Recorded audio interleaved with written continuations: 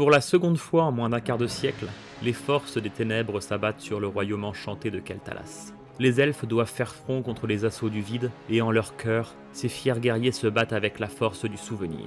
Aucun n'a oublié les effroyables conséquences de la dernière guerre. Découvrons ensemble Keltalas, son histoire et sa géographie par les cartes. Comme toujours, il nous faut remonter bien avant la fondation de Lune d'Argent. Jadis, avant la Grande Fracture, le fabuleux empire des Elfes de la Nuit régnait avec majesté sur le continent uni de Kalimdor. Abreuvés par les eaux sacrées du Puits d'Éternité, les elfes avaient façonné leur existence autour de l'étude des arcanes. La caste la plus noble, les bien-nés Keldoreilles, se vouait à la pratique des arts magiques. Lentement mais sûrement, ces courtisans se rendirent dépendants de ces énergies divines qui s'écoulaient en leurs veines. Ces pratiques trouvèrent leur apogée sous le règne de la reine Azshara. Mais l'usage immodéré des forces arcaniques attira en Azeroth des légions redoutables. Les démons, guidés vers ce monde comme des insectes par un fanal, se déversèrent en Kalimdor, sous le regard complice de la reine Azshara. La guerre entre mortels et démons fractura le monde lui-même, mais les premiers remportèrent finalement la victoire. Peut-être avaient-ils gagné, mais les elfes savaient que leur civilisation s'était achevée. En effet, le Puits d'Éternité, leur capitale et leur principale cité avaient été engloutis par les éléments furieux. Il ne restait de la source d'énergie qu'un mince filet préservé au sommet du mont Ijal. En outre, il n'était plus question de risquer la sécurité d'Azeroth par la pratique inconsciente de la magie des arcanes. Tyrande et Malfurion, désormais les chefs du peuple elfe de la nuit, interdirent scrupuleusement l'étude et la pratique des sortilèges. Tous n'étaient pas prêts à accueillir pareilles contraintes. Les Keldoreilles, abreuvés d'essence mystique depuis avant même leur naissance, ressentirent un manque profond. En secret, ils poursuivaient leurs pratiques interdites. Le châtiment était la mort, mais la soif qui bouillait en leurs veines était la plus forte. Sur les berges de l'ultime source de magie, un certain Datremar au soleil fit de sa vie une lutte pour le droit d'user des forces arcaniques. Il rassembla un si grand nombre de fidèles que les souverains elfes n'eurent pas cœur de tous les exécuter. Au lieu de cela, Malfurion et Tyrande proclamèrent l'exil de tous ceux qui s'évertuaient encore à manier les énergies dangereuses. Désormais coupés de leur dernière source d'énergie, Datremar et les siens s'en allèrent en direction du Levant. Ils édifièrent une flotte et levèrent l'ancre en direction de rivages inconnus, là-bas, de l'autre côté de cette nouvelle mer qu'ils avaient vue naître. Avec la distance chaque jour plus grande qui les séparait d'Ijal, les elfes perdirent leur immortalité. Leur peau pâlit, et les jeunes générations se firent moins grandes que les précédentes. C'était là le prix de l'exil. Mais Datremar n'avait qu'un but. De l'autre côté de l'océan, ils façonneraient un empire à leur mesure, à la hauteur de l'antique empire d'Azshara, loin de la rusticité du nouveau royaume des elfes de la nuit. Ils accostèrent sur les plages rocailleuses d'un continent inconnu qui serait un jour nommé Royaume de l'Est. Il était drapé de forêts profondes et luxuriantes, couronné de montagnes enneigées et traversé de ruisseaux argentés. Ils voyagèrent pendant de nombreux mois, en quête de l'endroit parfait, et finirent par déboucher sur un endroit que les indigènes appelaient Tirisfal. La région était peuplée de tribus humaines éparses et sauvages qui se cachaient du regard des puissants trolls des forêts. L'endroit était parcouru de courants telluriques denses, dont la magie enivrait les exilés en manque de mana. Les elfes et les hommes cohabitèrent ainsi pendant plusieurs années, avant que les tensions se fassent jour. L'esprit obscurci par une force ténébreuse ensevelie sous Tirisfal, certains elfes vinrent à nourrir l'idée d'une domination pure et simple des bien-nés sur ces sauvages et leurs contrées gorgées de magie. Datremar ne se laissa pas aveugler et, craignant que les sombres murmures n'emportent son peuple dans la folie, décida de partir à la conquête de nouvelles terres. Leur voyage fut âpre et suivi de près par la mort. Alors que leurs pas les avaient menés entre de hautes cimes, un hiver rigoureux abattit sur eux le souffle du blizzard. Loin de leur source de magie originelle, les elfes étaient plus vulnérables que jamais. La maladie, le froid et la faim les fauchaient comme à la moisson, et leur magie n'y pouvait rien. Seule la mansuétude d'une bande d'humains des montagnes les sauva de l'anéantissement. Mais même la douceur du printemps n'augura pas la fin de leur souffrance. Plus ils avançaient, plus ils s'enfonçaient au cœur de l'empire des trolls des forêts. Ces derniers vouaient une haine profonde envers les elfes qui les avaient jadis humiliés et contraints au repli sur les marges du monde. Dans cette forêt, ils menèrent embuscade sur embuscade, et les elfes répliquèrent avec toute la fureur de leur magie. Au terme d'un long voyage, épuisés, décimés, les fidèles de Datremar débouchèrent enfin sur une terre où tous les courants de magie convergeaient. C'était une île côtière, tout au nord du continent. Les forces mystiques étaient si importantes que, en dépit de la latitude, il régnait sur ces terres la clémence d'un printemps éternel. Le meneur proclama la fondation d'un tout nouveau royaume en ces contrées. Au creux d'un bassin, à l'endroit exact où convergeaient les lignes telluriques, il versa une fiole préservée de l'antique puits d'éternité. Le liquide sacré se mêla aux eaux magiques du bassin qui, imprégné, se mit à resplendir avec l'éclat de l'astre du jour. Les elfes le baptisèrent Puits de Soleil. Puisque la lune les avait abandonnés, ils se détournèrent de son culte pour affirmer celui du soleil. Ils seraient désormais connus comme les Hauts Elfes. Pour célébrer leur renaissance et remémorer la grandeur de leur empire passé, ils érigèrent une cité sans nul pareil, Lune d'Argent. Pour finir avec les noms, ils baptisèrent leur nouveau royaume du nom de Keltalas, le Haut Pays. Dans leur grande fierté, les Hauts Elfes avaient tout de même négligé un détail. Ils se trouvaient sur les terres trolls des forêts. Pire, ces contrées inondées de magie, baignées dans un printemps éternel, étaient considérées comme des terres sacrées que les Keldoreilles étaient venus souiller allègrement. Les trolls, menés par le clan Amani, mirent tout en œuvre pour reprendre les provinces volées. Mais forts d'une magie revigorée par le puits de soleil, les mages elfes rendirent coup sur coup. Tant pour tenir les trolls à distance que pour dissimuler leurs arcanes aux démons du cosmos, ils érigèrent de hauts monolithes, les pierres gardiennes. Ces roches, gravées de runes, étaient appelées Bandinoriel dans la langue des hauts elfes, ce qui signifie gardien de la porte. Les trolls comprirent alors qu'aucune conquête n'était plus possible, et qu'il valait mieux saigner leurs ennemis par de régulières embuscades sur des éléments isolés et les convois d'approvisionnement. Face à cette menace, les elfes répliquèrent par la création d'un ordre militaire chargé de défendre les bois sacrés contre toute incursion étrangère. Les forestiers. Les millénaires s'écoulèrent ainsi, mais les trolls, malgré leur courte longévité, gardaient rancune envers ces prétentieux envahisseurs. Tandis que les elfes se renforçaient derrière les pierres gardiennes, une guerre couvée s'apprêtait à incendier tout le continent. En moins de 1800, Jinta, un guerrier valeureux du clan Amani, parvint à réunir les clans en une seule gigantesque armée. Par sa ferveur et celle de ses prêtres, il s'attira le soutien des Loa, ces puissants esprits divins du monde sauvage. Ni la farouche résistance des forestiers, ni les redoutables sortilèges des magistères, ni même les pierres gardiennes ne purent résister. Les défenses cédèrent les unes après les autres, les villes brûlèrent comme des fétus de paille et, bientôt, des cohortes hurlantes faisaient face à Lune d'Argent. La victoire était toute proche. Il ne restait qu'un espoir pour les Keldoreilles. Ils expédièrent leurs ambassadeurs en direction de ces humains qui, jadis, les avaient aidés à survivre au blizzard. Les clans humains s'étaient depuis peu rassemblés au sein d'un puissant empire mené par Thoradin, premier du nom. Jusqu'alors, celui-ci s'était contenté d'observer, retranché derrière ses remparts, soucieux de préserver le sang de ses hommes. Par leurs mots avisés, les ambassadeurs parvinrent à changer ses plans. Thoradin n'avait pas assez de force pour lutter seul contre les trolls, et, victorieux, les Amani n'en resteraient probablement pas à leur conquête de Keltalas. Plus encore, les elfes avaient un atout à offrir qui saurait faire fléchir le plus hostile des humains. La magie. En échange de leur aide, les hauts elfes enseigneraient le secret des arcanes à 100 humains. L'alliance fut proclamée. Par leurs assauts impitoyables, les guerriers de Thoradin détournèrent Jinta et ses légions du siège de Keltalas. Puis, les mages elfes et humains piégèrent les trolls sous un déluge de feu. Le chef Amani périt, et avec lui, l'unité de son empire. La guerre était terminée. Les trolls, vaincus, désorganisés, reculèrent jusqu'aux confins de leur terre passée. Jamais plus ils ne connaîtraient de si grandes nations. Keltalas devait beaucoup à son allié Arati. Ainsi, le roi au soleil fit une promesse à son homologue. Le jour où lui ou un de ses descendants sonneront l'alarme, les elfes se feront un devoir d'y répondre. Les deux royaumes humains et elfes s'étendirent sur les terres conquises et l'alliance prit fin. Toutefois, un lien ténu demeura entre les deux nations. Les routes commerciales furent tracées à travers les montagnes thalassiennes. Les mages des deux races continuèrent à échanger pour le bénéfice de la connaissance des arcanes. Bientôt, la cité de Dalaran allait naître au cœur des terres humaines. Là, les mages de toutes les races civilisées des royaumes de l'Est seraient amenés à se rencontrer et apprendre ensemble les arts magiques les plus complexes. Des millénaires passèrent encore. L'empire de Thoradin s'était écroulé, et plus aucun de ses descendants directs n'était assis sur un trône. Les elfes, retranchés dans la douceur de leur royaume enchanté, ne considéraient plus l'idée de se battre aux côtés des humains. Contre qui, tout d'ailleurs? Les trolls n'étaient plus une menace depuis fort longtemps. Ainsi, lorsque la rumeur de guerriers monstrueux qui avaient brûlé le lointain royaume d'Azeroth vint à la cour de Lune d'Argent, elle ne suscita guère plus d'émotion qu'un amusement contenu. Alors que les 6 nations humaines restantes s'alliaient pour faire face à la menace, nul ne songea à intervenir à leur côté. Une douloureuse ironie de la généalogie allait toutefois bientôt se rappeler à leur bon vouloir. Les survivants du royaume méridional, détruit par la horde des orques, étaient menés par un général, un champion réputé parmi les humains, un certain Anduin Lothar. Il était un lointain descendant de la lignée d'Arathor. Lorsque son appel aux armes sonna aux portes de la cité des elfes, il fut accueilli avec autant de stupeur que d'inquiétude. Le roi Anastérian au soleil n'était toutefois pas de ceux qui renieraient un serment. Ainsi soit-il, il envoya une armée elfique au secours des humains.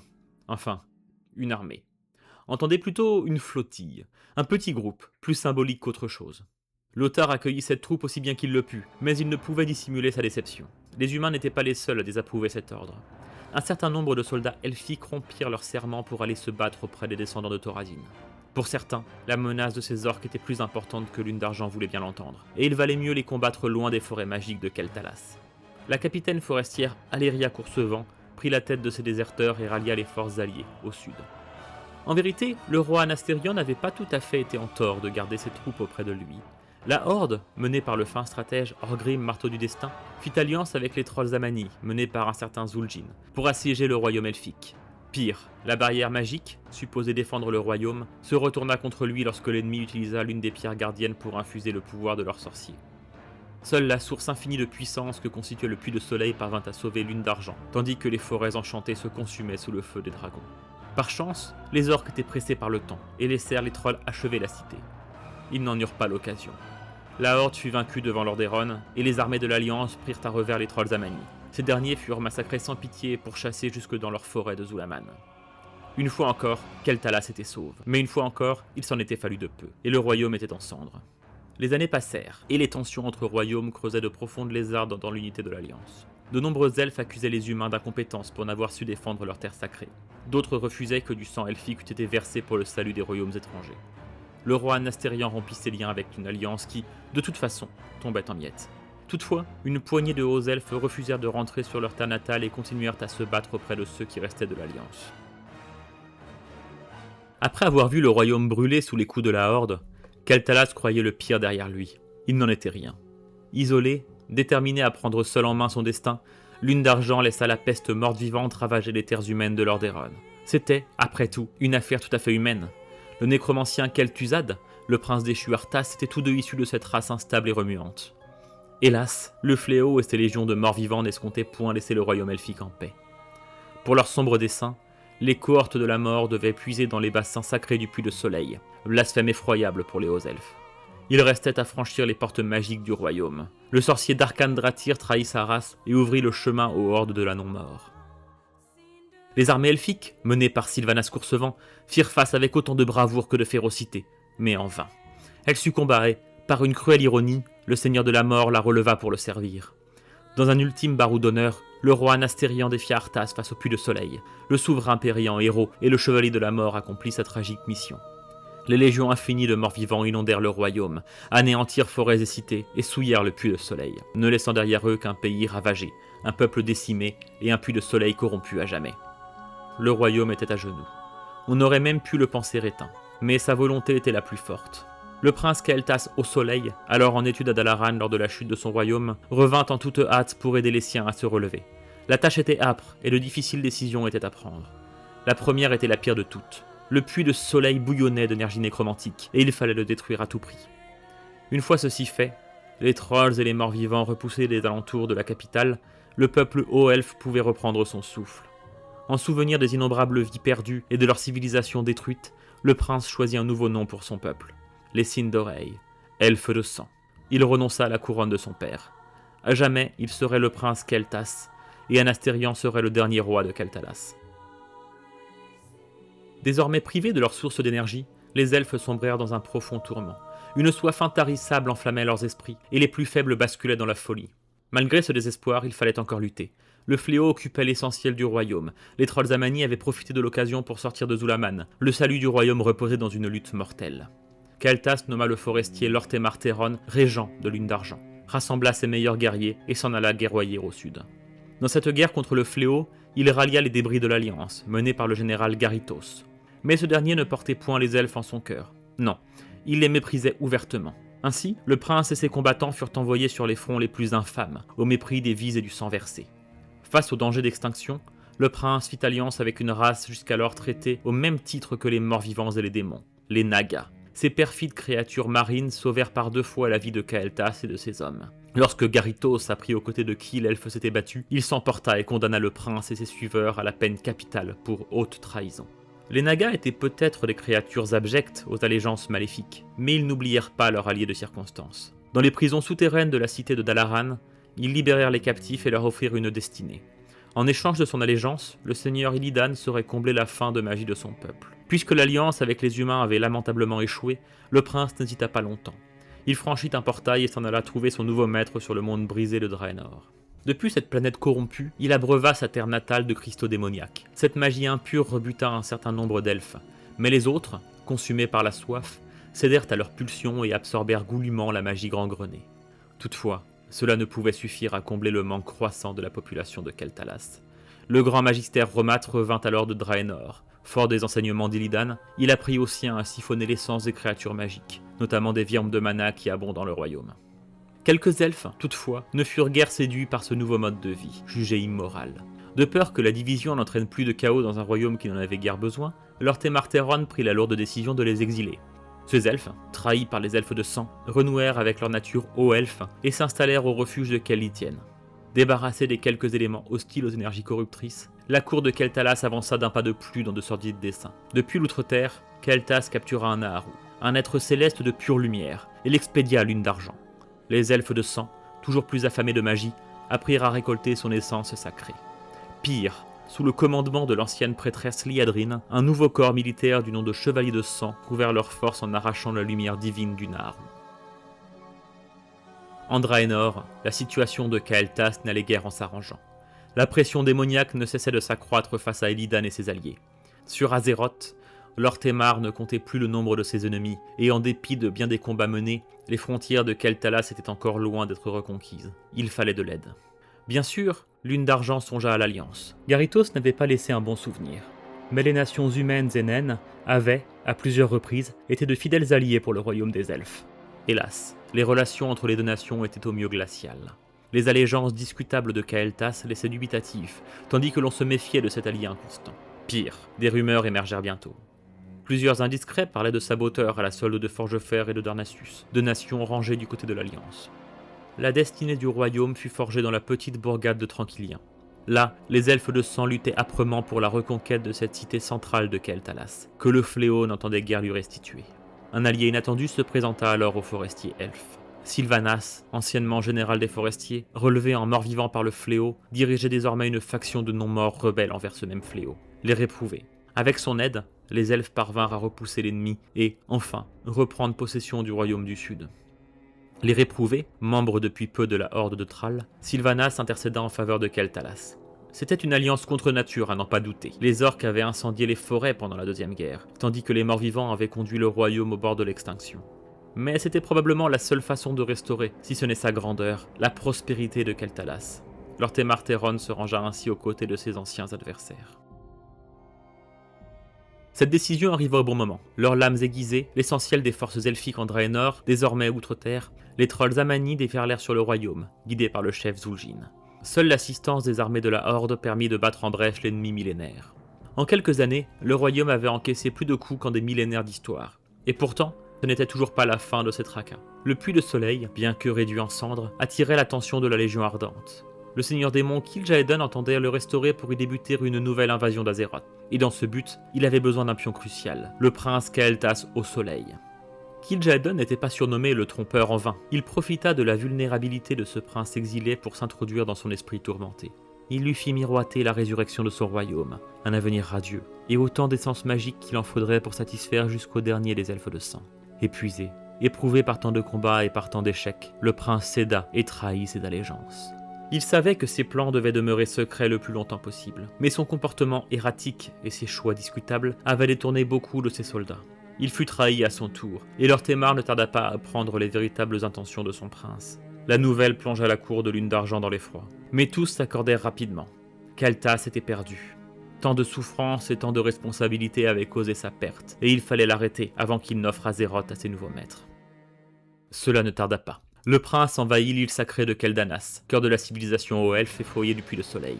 La Horde et l'Alliance marchèrent côte à côte au sein de l'offensive du Soleil brisé, et ce n'est qu'ainsi que l'invasion démoniaque put être repoussée. Kael'thas périt sous les assauts de ses propres sujets. Ses derniers mots furent « Pour Keltalas ». Ainsi prit fin la lignée des Hauts Soleils. Sans jamais en ceindre la couronne, Lord Temar prit la charge de gouverner le royaume en tant que seigneur régent, épaulé par le magister Romat et le chef des forestiers Alduron Luizel. L'invasion démoniaque avait pris fin, mais sa seule présence avait souillé les lieux et les énergies démoniaques débordaient de l'ancien puits, menaçant de submerger le peuple elfe de sang. C'est alors que Velen, prophète et souverain du peuple Draenei, offrit une solution. Muru, le Naharu enchaîné jusqu'alors pour nourrir les appétits magiques du peuple de Keltalas, avait été profondément blessé par les actes de ses geôliers. Il n'en restait qu'un cœur fumant, et sa fin était proche. Mais plutôt que de mourir en vain, il fit preuve d'un ultime acte de compassion envers ceux-là même qui avaient précipité sa perte. Il sacrifia le reste de son essence lumineuse pour restaurer le puits. Keltalas était sauvé. Le royaume pouvait enfin se reposer. Il participa aux campagnes de la Horde, tout en assurant le bon développement de Keltalas. Lentement, les cicatrices du passé se refermaient, tandis que les elfes se tournaient en direction d'un avenir qu'ils espéraient radieux. On ne s'affranchit toutefois pas si facilement de son passé. En se rangeant du côté de la Horde, les elfes de sang entrèrent en conflit direct avec leurs anciens frères. Les hauts elfes, restés fidèles à l'Alliance, furent de tous les combats, y compris lorsqu'il fut question d'assaillir les places fortes de la Horde. Lorsque Garrosh outrepassa ses prérogatives de chef de guerre, l'allégeance de Keltalas chancela. Lord Témar engagea même des négociations avec Varianvryn, roi de Hurlevent et meneur de l'Alliance. Ces discussions échouèrent brutalement lorsque les elfes de sang, installés dans la cité neutre de Dalaran, en furent chassés avec brutalité. Leur meneur, Aethas Sakash-Soleil, était visé par de graves accusations. Il aurait profité de sa place privilégiée dans cette cité neutre pour ravir un précieux artefact des mains de l'Alliance. Lune d'Argent tournait peut-être une nouvelle fois le dos à l'Alliance, mais elle ne se rangea pas pour autant du côté d'Orgrimmar. Le seigneur régent se rallia aux forces rebelles du chef troll Vol'jin pour renverser le brutal chef de guerre. Quelques années plus tard, alors que la Horde et l'Alliance étaient de nouveau alliés face à la déferlante de la Légion Ardente, Keltalas déploya d'importants efforts diplomatiques auprès des Souffres-Nuits, des elfes en rébellion contre les Sacres Nuits de Suramar, ralliés aux démons. Les deux peuples convergeaient en bien des points, quant à leur addiction envers les magies arcaniques et leur lutte acharnée contre la Légion Ardente. À la fin de la guerre, l'entremise des elfes de sang permit de rattacher les elfes de Suramar à l'oriflamme cramoisie de la Horde. Une alliance qui se resserra davantage encore lorsque le seigneur régent Lortemar Theron s'unit avec la reine Talisra de Suramar.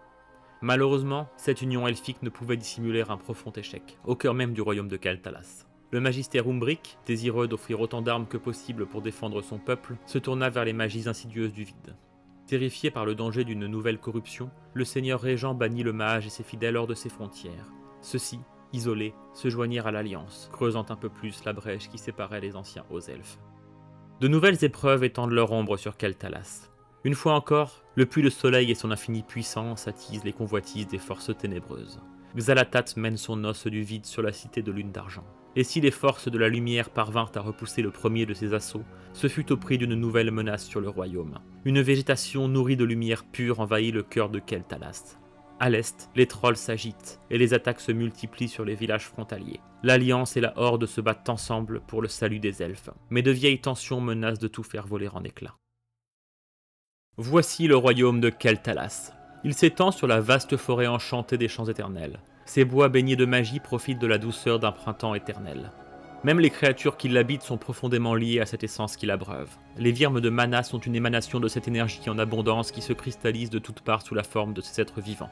Il y a peu de ressources naturelles de valeur à exploiter. Les elfes ne creusent pas sous la montagne en quête de gisements. Ils ne retournent pas la terre et n'abattent pas les forêts. Ils vivent en harmonie avec leurs forêts sacrées. Ah, pas comme les elfes de la nuit, non. Les hauts elfes façonnent ces bois et ces vallées à leur image. Par magie, ils ensemencent la terre et engendrent toutes les ressources dont ils ont besoin. Au nord, l'île de Keldanas se détache du continent. Là affluent les nombreuses lignes telluriques qui traversent la région pour engendrer le fabuleux Puits de Soleil, cœur de la civilisation haut elfe. Sur la pointe du continent, la sublime et vaste cité de Lune d'Argent ne cesse d'émerveiller les voyageurs. Si le Puits de Soleil en est le cœur, Lune d'Argent en est la tête. C'est une immense cité couronnée de tours gracieuses et de coupoles élégantes. La plupart des elfes de sang y habitent, et beaucoup de ceux-là n'en sortent jamais, captivés par les mondanités et le confort de cette cité hors du commun.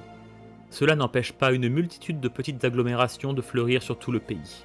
En plein cœur de la forêt, les villes de Tranquillien, Brise Clémente, Sol Couronne et Brume d'Or exploitent le pays. Ce sont des villes d'artisans et de producteurs au service des besoins de la capitale. Brume d'Or, par exemple, est célèbre pour son vin. Plus à l'écart de cet axe, la petite ville de Coursevent est presque davantage un avant-poste dédié à la bonne surveillance des bosquets méridionaux. Tout près de la capitale, l'île de Haut-Soleil, elle, fait office de centre de formation pour les jeunes elfes en quête d'avenir. Près de Brise Clémente, enfin, le mouillage Voile du Soleil offre un second débouché maritime au royaume, après bien sûr le majestueux port de Lune d'Argent. Le sud, lui, reste quelque peu à l'écart. Conquis sur les trolls, puis reconquis sur le fléau bien plus tard que le nord, il est peu développé et compte bien moins de cités d'ampleur. L'influence moribonde de Mortholm, ancienne place forte du fléau, hante aussi bien les bois que les esprits des habitants aux alentours. Keltalas est façonné par la magie. Les magistères ont maillé le territoire d'un certain nombre de sanctums, ces lieux d'études privilégiés sur les lignes telluriques qui font respirer la forêt. Leur rôle dans la restauration des bois après la corruption du fléau n'est pas négligeable. Les elfes sont fascinés par la beauté de leur royaume. Mais cela ne leur fait pas oublier les nombreuses menaces qui rôdent aussi bien à l'extérieur qu'à l'intérieur de leurs frontières. À l'est, le redoutable empire Amani n'a jamais mis de côté son ardente rancœur. Au sud, les débris du fléau mort-vivant infestent encore l'ancien royaume humain de Lordaeron et pressent sur les vallées méridionales de Keltalas. Les bois du sud ont été libérés de la corruption du fléau, mais sont désormais hantés par une faction dissidente au service des ténèbres, la lame du crépuscule. Les sectateurs étendent insidieusement leur influence entre Tranquillien et Coursevent. Au centre, le lume-éclat donne force à une végétation déjà gorgée de magie et étouffe les cités de brume d'or et de sol couronne. À l'ouest, enfin, les ports et les côtes sont gangrenés par la contrebande et la piraterie. Des cristaux démoniaques transitent encore sur la façade maritime du royaume, tandis que l'on parle d'une présence naga tout le long du rivage. Difficile dans ces conditions d'instaurer un commerce stable vers l'outre-mer. Face à tant de dangers, les elfes ne sont pas démunis. Les forestiers et les pérégrins patrouillent aux frontières, tandis qu'une constellation de tours s'élève au-dessus des frondaisons. Elles dessinent des fanaux qui, de signal en signal, peuvent informer la capitale d'un danger imminent, fût-il loin au sud. Pour compléter ce dispositif, les vieilles pierres gardiennes veillent encore au grain. Leur magie ancienne lutte férocement contre les influences néfastes du vide et du lume-éclat. Depuis leur érection, la frontière s'est déplacée loin vers le sud, et l'on peut s'amuser à distinguer l'antique frontière par leur tracé sur la carte. Les structures défensives peuvent être cruciales pour la défense du royaume, mais sans soldats pour les défendre, elles ne sont rien. Keltalas peut ainsi compter sur 3 forces. Guidé par le grand mage Romatz, l'ordre des magistères constitue le bouclier magique du royaume. Il contient les plus puissants manieurs de sortilège de tout Keltalas, assure la formation des prochaines générations, la transmission des secrets des arcanes et la surveillance des sorciers. La magie est intrinsèque à Keltalas. Les elfes n'en usent pas que pour la guerre. Chaque portion de leur existence est en relation étroite avec la magie. Sans elle, c'est le royaume tout entier qui s'écroule. La magie fournit les ressources nécessaires à sa subsistance, édifie des monuments et cités, entretient rues et jardins, et sculpte le pays à l'image de ses habitants. Ainsi, les magistères sont impliqués en tout ce qui constitue le peuple elfe de sang. Depuis l'île de Keldanas, tout près du Puits de Soleil, la terrasse des magistères veille sur un dense réseau de sanctum lié à la surveillance des lignes telluriques de Keltalas. Bien loin de l'opulence de Lune d'Argent, les forestiers assurent la protection des bois sacrés de Keltalas. Cette troupe mobile, dirigée par Alduron Luizel, offre aux elfes ce qui se rapproche le plus d'une armée régulière. Depuis l'enclave des pérégrins, ils s'entraînent sans relâche et organisent de lointaines expéditions pour assurer la prospérité du royaume. En son sein, l'ordre des pérégrins constitue un groupe d'élite réputé pour leurs opérations audacieuses en terrain hostile. En ce pays boisé, les forestiers s'assurent de la bonne harmonie des forces naturelles. Aux côtés des magistères, ils ont œuvré d'arrache-pied à la restauration des bois putréfiés par le passage des légions morts-vivants. Jadis, ils étaient les protecteurs des esprits de la forêt, des divinités sauvages qui vivaient là depuis bien avant leur venue. Hélas, la chute du royaume n'entraînait pas seulement le déclin de la race des elfes, mais aussi la disparition de ces êtres magiques. Il se murmure que, quelque part dans la profondeur de ces bois sacrés, certains d'entre eux émergeraient de nouveau. Hors des frontières de Keltalas, les forestiers ont établi un réseau de gîtes aussi loin que Khazmodan. Ainsi, nombre d'entre eux étaient hors du royaume lors de la mue des hauts elfes en elfes de sang. Beaucoup de ceux-là refusèrent les pratiques impies de Lune d'Argent. Ils demeurèrent du côté de l'Alliance et continuèrent à se considérer en tant que hauts elfes. Les Chevaliers de Sang, enfin, forment une petite troupe d'élite chargée de la défense du royaume et de ses intérêts. Dirigée par Dame Liadrine, ancienne prêtresse désabusée par les abominations de la Troisième Guerre, ils siègent directement à Lune d'Argent, dans le hall du sang. A l'inverse des 2 ordres précédents, les chevaliers sont dédiés à la guerre et à rien d'autre. Auréolés par les pouvoirs de la lumière, jadis extorqués du Nahumuru, désormais puisés dans le Puits de Soleil, ils forment un ordre religieux comparable aux paladins humains. C'est ainsi qu'ils jouent désormais un rôle crucial dans la défense de Keldanas face aux légions des ténèbres. Le réseau routier est simple mais efficace. Il dessine une longue colonne vertébrale qui unit la capitale à la porte méridionale du royaume. Cette artère voit affluer des cohortes de marchands, de colporteurs et de voyageurs comme autant de sang qui viendraient irriguer Lune d'Argent. Loin des frontières, flanqué de tours, ce passage est facile à défendre et assure la sécurité de tout le royaume. En son centre, Tranquillien dresse un carrefour vital en plein cœur du pays. Les autres cités de Keltalas sont toutes reliées par cette voie au moyen d'axes secondaires. Ce réseau unificateur ne peut toutefois pas faire oublier la profonde fracture qui sépare les héritiers du royaume de Datrémar. Si l'essentiel de Keltalas demeure sous la coupe du seigneur régent Lorthémartéron, affilié à la Horde, une part croissante des elfes témoigne de leur profond désaccord avec le pouvoir de Lune d'Argent. Le Concordat Argenté, faction composée de hauts elfes n'ayant pas cédé à leurs appétits corrupteurs, ont pris position au sud-ouest du royaume, dans le bourg isolé de Reflets d'Argent. Guidés par Véressa Coursevent, ils sont profondément opposés à leurs anciens frères devenus elfes de sang. Plus au nord, les elfes du vide, menés par Aléria Coursevent, font eux aussi allégeance à l'Alliance. Depuis peu, ils ont pris possession des ruines de la cité de Coursevent. Leur présence aussi près du Puits de Soleil est une injure pour beaucoup d'elfes de sang. Mais sans leur profonde connaissance de la magie des ténèbres, la défense de Lune d'Argent serait compromise. Pour sa protection, le royaume n'a eu d'autre choix que d'inviter ces factions jadis bannies. Mais ce ne fut pas de gaieté de cœur. Le royaume de Keltalas est tel un phénix ardent qui, de ses cendres, sut renaître et retrouver sa grandeur. Jadis bien né au service de la reine Ashara, puis aux elfes exilés de Kalimdor pour se muer en elfes de sang, rien ne leur fut épargné. Et pourtant, Lune d'Argent tient encore. Des divisions rongent le pays et menacent de le faire céder. Des ennemis se pressent à ses frontières, avides de conquérir ces terres magiques. La lutte n'est pas terminée pour les elfes de sang, et bien d'autres combats les attendent encore. Divisés entre elfes de sang, hauts elfes et elfes du vide, séparés entre la Horde et l'Alliance, leur destinée repose peut-être sur leur capacité à faire fi de leurs oppositions pour se réunir à nouveau. L'union des couronnes de Lune d'Argent et de Suramar, pourtant séparées pendant plus de 10 000 années, peut faire office d'exemple. Keltalas est un royaume pour 3 peuples frères. Côte à côte face à l'ost du vide, sauront-ils métamorphoser la tragédie en une glorieuse victoire ?